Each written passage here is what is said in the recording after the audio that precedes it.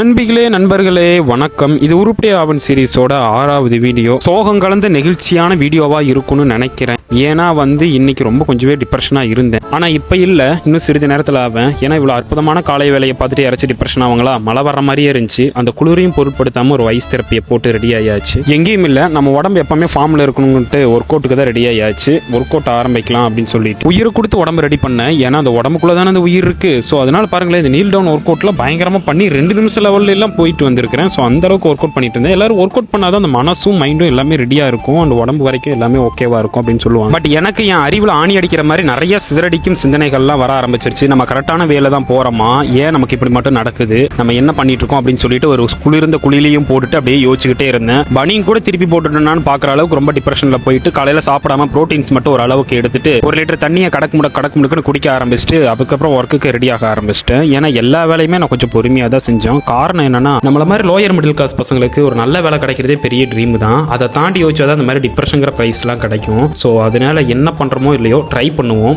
எந்த அளவுக்கு நான் டிப்ரெஷன் இருந்தால் வாட்ச் கட்ட மறந்தேன், வீட்டை கூட்ட மறந்தேன்.